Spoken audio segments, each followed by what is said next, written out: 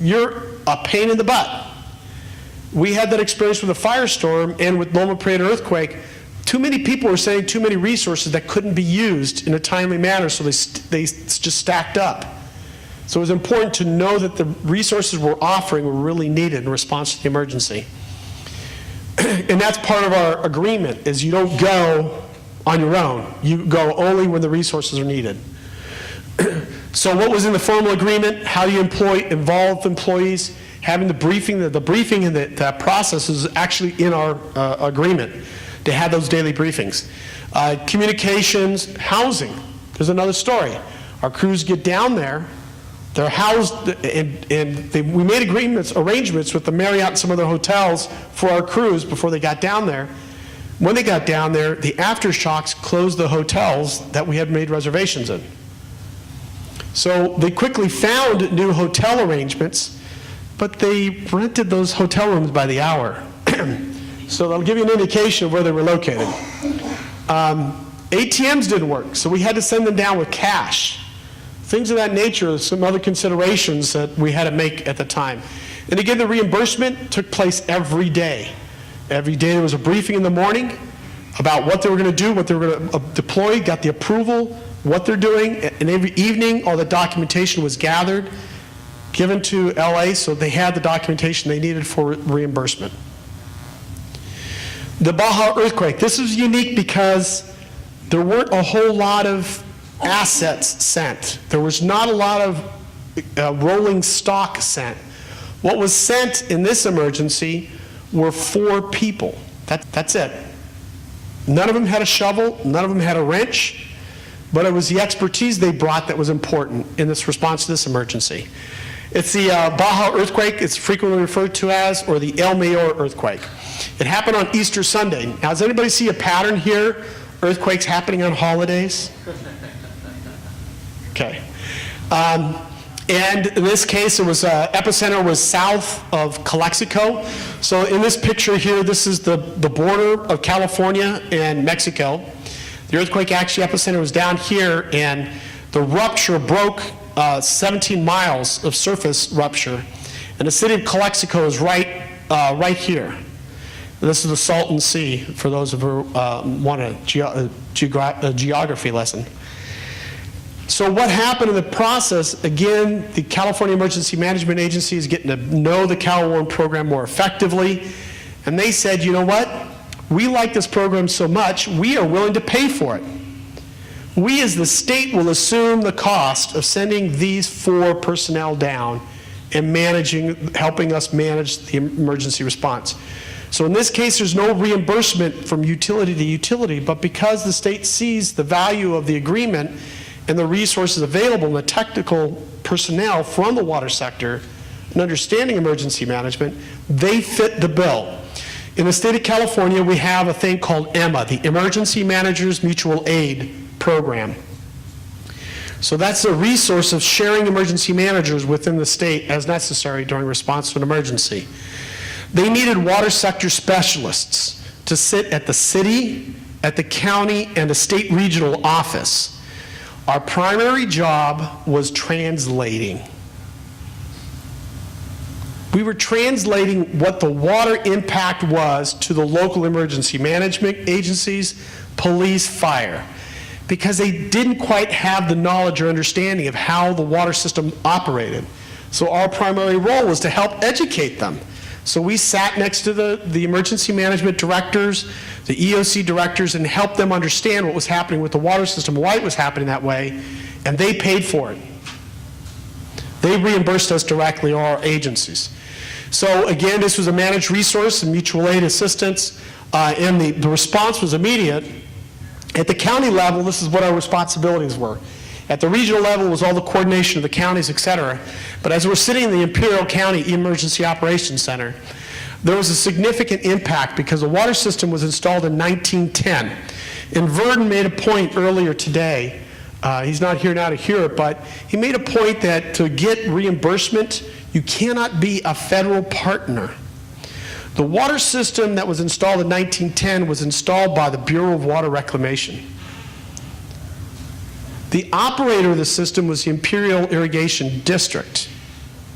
They had to dig up the actual agreement from 1910 to demonstrate that they were, by agreement, the owners and operators of the system in order for them to be eligible for public assistance or response in this case. The canal system brings the water from the Colorado River, steals it from Colorado and Arizona, and brings it into California. And it circles down around the Southern California basin to provide water. And what you're looking at here is the overspill dam to the conveyance system. It actually had shifted 6 degrees.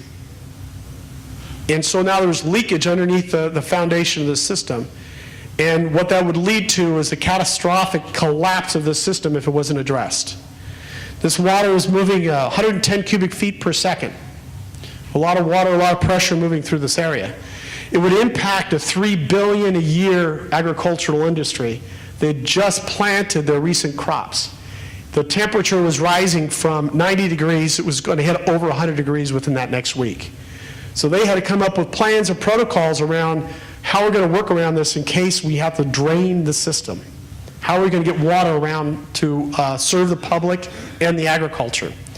So our primary job at the county was to make sure we got the documentation from all the utilities that were affected from the emergency, facilitating a request for mutual aid, if there was any. Turned out there wasn't, but we had to make sure the damage assessment process was working and do contingency planning. We wound up doing emergency planning on what if this does fail, how are we going to get water around? So we started working with contractors, setting up emergency contracts, and things of that nature. I was sitting in the Imperial County Emergency Operations Center, daily briefings with the EOC director. So I was flown down from San Francisco Bay Area down to Imperial County, which is right at the Mexico-California border, and operating there. So that's how our mutual aid systems works. We'll bring resources from Northern California down to Southern California, and likewise, if there's an emergency in Northern California, the resources come from Southern California to assist us. At the city level, they were responsible for the boots on the ground operation. There's an old clarifier built in the 50s, 4 million gallon capacity a day, and a brand new one just certified by Public Health a month before this earthquake. Which one do you think failed? The brand new one. So you're looking at the clarifier that was damaged in this picture. That brand new clarifier was damaged, and it was a 7 million gallon a day operation to support the operation, because they were at their capacity of 10 million gallons a day when it was fully operational during the heat. Now the heat's coming. Heat's coming. They've just lost their new capacity. The 4 million gallons a day ain't going to work. So we had to try and locate portable treatment plant systems. And the only one the state would accept, the Public Health Department, there was only one of them made at this point. 2 were on the manufacturing line at the moment. Where do you think that one treatment plant, portable treatment plant, was located?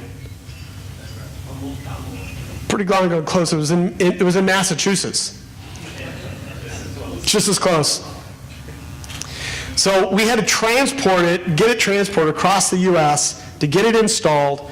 But by the time it got there, we had to make all the arrangements for where are they getting the power, where is it going to be plumbed in, how do we get all these things. So that person at the city level was doing all the work for the plumbing, electrical work to make sure that once that chlorinator got there, it could be installed.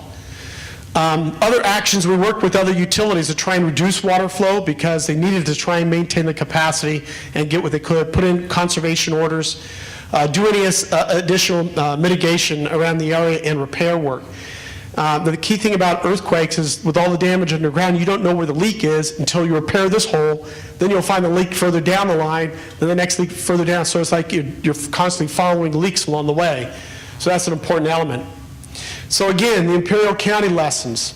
The basics understanding, it's just a phone call away. It's a very simple process, identifying that need, identifying what the request needs are, who's going to do what. But it was clear initially in this situation, the locals didn't understand with their agreements that they had with others, they didn't know what they needed. So we had to help them understand what their needs were. The formal agreement, again, coordination at the state, That's written into the program, providing personnel to manage public assistance documentation. This was unique. Our agreement allows anything to be exchanged, any resource except for the commodity. Nowhere, because of the water rights laws, can we share water without some other additional agreement. But we can send any other type of personnel. We can send administrative personnel. We can send customer service reps. We can send operators, treatment personnel. You name it, we can send anything but the commodity of water, according to the agreement. So in this case, we were able to send just personnel to the EOCs to help with the response. And that's why this template agreement is so important as it's being processed through. As mentioned before, it's been vetted 48 times by all the other states. There's not a whole lot that needs to be changed to it except where it conflicts directly with Hawaii state law. And there's two typical areas where that occurs: the statements of liability and workman's compensation. Because like in Oregon, there's a limit to how much you can sue for liability protection. So there's a ceiling. So that had to be added into their agreement. Some places, workman compensation can only be handled a certain way.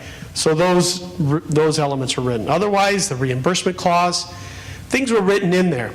Now, the key thing about the reimbursement clause, now that FEMA's not here, the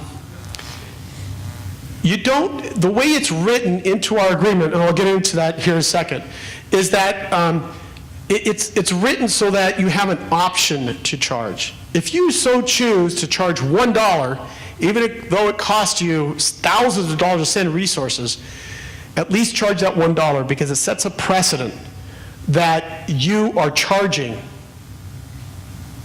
Because the time you do need to charge the full cost, you need to have records that say you show that you've charged in the past.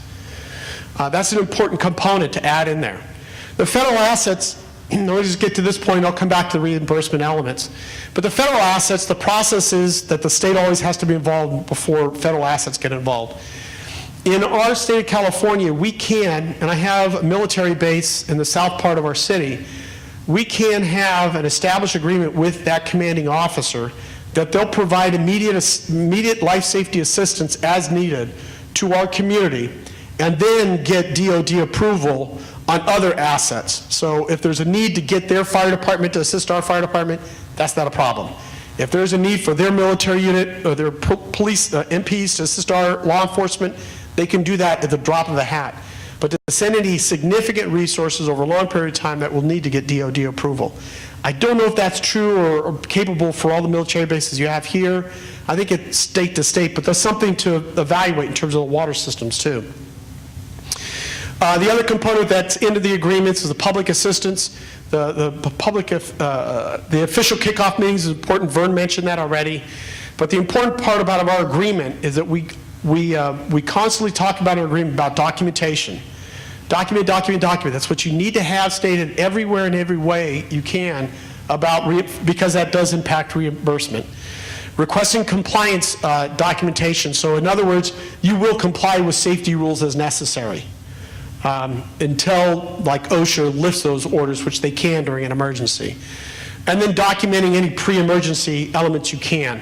In our jurisdictions, we already identify, like I said, before we sent down the resources to Northridge, we actually document what's on each vehicle. So take the time to do that before you spawn. Because you don't want to wind up like this guy. Not knowing where you're headed, not knowing what those assets are, or where you're what conditions you might be facing.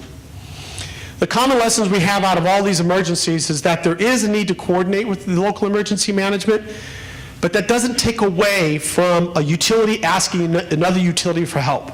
That's the basics of this. You can do it just like you do today with a handshake. You still can do that. Nothing is being taken away with this formal agreement, but that formal agreement helps you manage the issues, particularly when it comes to recovery. The other thing about the Imperial earthquake is it took over a month. The earthquake occurred on April 4th. The president couldn't declare an emergency until Mother's Day.